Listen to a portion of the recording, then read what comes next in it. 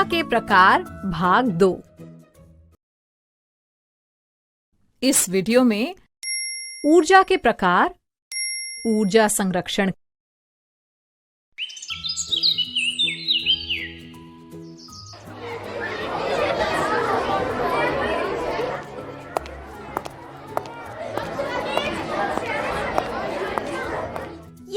दीदी आ गई। दीदी आ गई। नमस्ते दीदी। नमस्ते बच्चों। दीदी, आज हम आपसे ऊर्जा के बाकी रूपों के बारे में जानना चाहते हैं। अरे वाह खोजी, तुम तो कुछ भूलते ही नहीं। दीदी, जब जानकारी इतनी रोचक हो तो कोई भूल भी कैसे सकता है?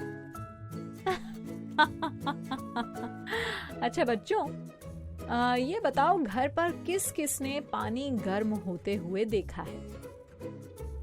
दीदी मैंने भी। मतलब सभी ने देखा है।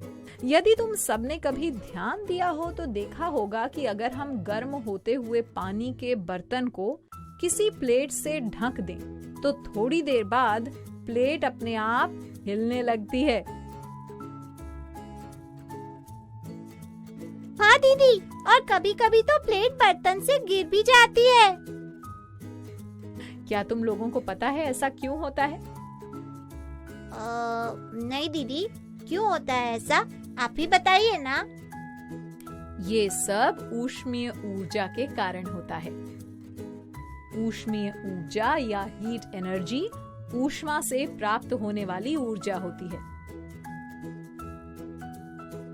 जब हम पानी को गर्म करते हैं तो वो ऊष्मा ग्रहण करके भाप में परिवर्तित हो जाता है और ढक्कन पर नीचे से दाब लगाता है, जिससे ढक्कन हिलने लगता है। तुम्हें पता है बच्चों, इसी सिद्धांत का उपयोग करके जेम्स वॉट ने भाप का इंजन बनाया था। अरे वाह दीदी, ये तो हमें पता ही नहीं था। इसका मतलब तो जो बिजली हमारे घरों में आती है वो भी एक प्रकार की ऊर्जा ही हुई। बिल्कुल सही खोजी। हमारे घरों में आने वाली बिजली में कार्य करने की क्षमता होती है, इसलिए ये भी एक प्रकार की ऊर्जा है। इसे विद्युत ऊर्जा यानी इलेक्ट्रिक एनर्जी कहते हैं। अच्छा, तो अब कौन बताएगा कि विद्युत ऊर्जा किस काम आती है? विद्युत ऊर्जा से हम पंखे, कूलर, हीटर सभी तो चला पाते हैं। बिल्कुल सही सवाली। इसके अलावा इसका उपयोग कारखानों में मशीन चलाने, आटा व तेल की चक्की चलाने आदि कामों में भी किया जाता है। और बच्चों, चुंबकीय ऊर्जा के बारे में तो तुम्हें पता ही है। हाँ दीदी, चुंबकों के बीच पाई जाने वाली ऊर्जा है ना? बिल्कुल सही खोजी। चुंबकत्व के गुण के कारण किसी चुंबक में जो ऊर्जा पाई जाती है उसे चुंबकीय ऊर्जा या मैग्नेटिक एनर्जी कहते हैं। और बच्चों, तुम्हें पता है, हम न तो ऊर्जा को खत्म कर सकते हैं और न ही उसे बना सकते हैं। हैं? क्या सच्ची में दीदी? बच्चों, ऊर्जा को न तो नष्ट किया जा सकता है और न ही इसे उत्पन्न किया जा सकता है। इसे केवल एक रूप से दूसरे रूप में रूपांतरित यानी कि बदला जा सकता है। इसे ऊर्जा संरक्षण का नियम कहते हैं। यानी कि हम कह सकते हैं कि ब्रह्मांड की सभी ऊर्जाओं का योग स्थिर रहता है। ये नियम हेल्महोल्ट्ज नाम के वैज्ञानिक ने दिया था। दीदी, कुछ समझ नहीं आया। अच्छा, चलो उदाहरण से समझाती हूँ। अच्छा बताओ, मोमबत्ती को जलाने पर हमें कौन सी ऊर्जा मिलती है? दीदी, मोमबत्ती को जलाने पर तो हमें रोशनी मिलती है, मतलब कि प्रकाश ऊर्जा मिलती है। और मोमबत्ती से गर्मी भी तो मिलती है, मतलब ऊष्मीय ऊर्जा भी मिलती है। बिल्कुल सही बच्चों। इसका मतलब है कि मोमबत्ती में संचित रासायनिक ऊर्जा प्रकाश ऊर्जा और ऊष्मीय ऊर्जा में परिवर्तित हो गई। मतलब ना तो हमें कोई ऊर्जा नष्ट करनी पड़ी और ना ही कोई नई ऊर्जा बनाई गई, बस एक प्रकार की ऊर्जा को दूसरे प्रकार की ऊर्जा में परिवर्तित कर दिया। दीदी, इसका मतलब तो भोजन से हमें रासायनिक ऊर्जा मिलती है, जिसे हम विभिन्न कार्यों में यांत्रिक ऊर्जा में बदल देते हैं, है ना दीदी? हाँ सवाली।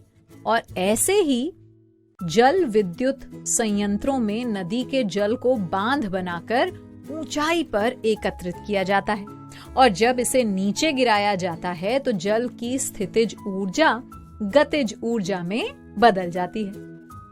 ये गिरता हुआ जल टरबाइन को यांत्रिक ऊर्जा प्रदान करता है, जो जनरेटर में विद्युत ऊर्जा में बदल जाती है। अरे वाह दीदी, ऐसे तो ऊर्जा का एक रूप ऊर्जा के कई रूपों में परिवर्तित हो सकता है। हाँ बच्चों, लेकिन इस प्रक्रिया में उत्पन्न कुछ ऊर्जा बहुत बार हमारे लिए अनुपयोगी भी होती है। वो कैसे दीदी?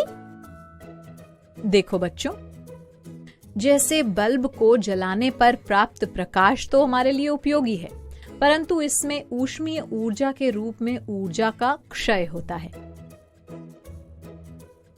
इसी तरह किसी मशीन को चलाने पर उसके कलपुर्जों के घिसने से ऊष्मा और ध्वनि ऊर्जा के रूप में ऊर्जा का क्षय या नुकसान होता है। दीदी, तो क्या इस ऊर्जा के क्षय को कम नहीं किया जा सकता?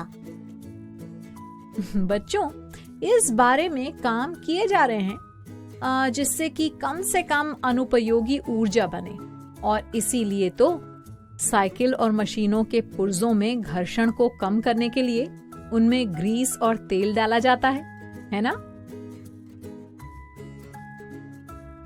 तो बच्चों, अब समझ गए ऊर्जा के विभिन्न रूप क्या होते हैं और ऊर्जा संरक्षण क्या होता है?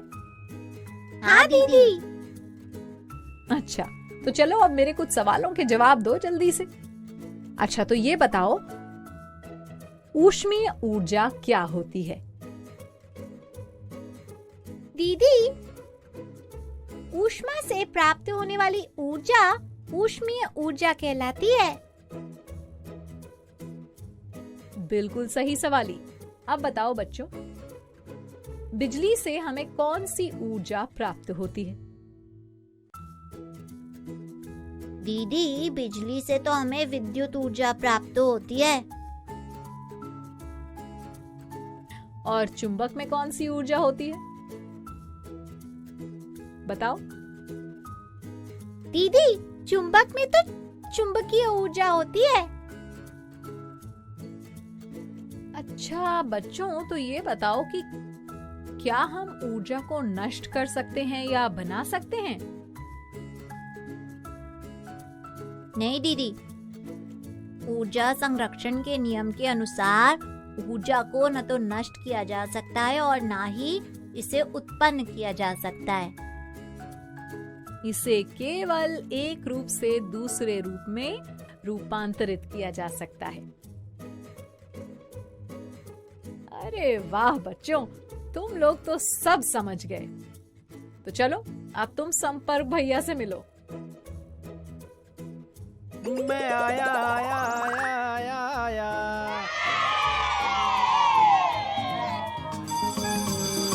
ओके बच्चों, बाय बाय बाय।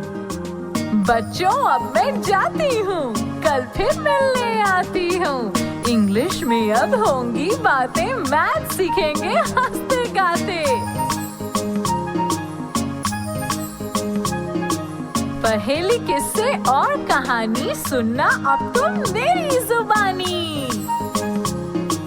बात बड़ी है सीधी सीधी, मैं हूँ आपकी संपर्क दीदी। संपर्क फाउंडेशन।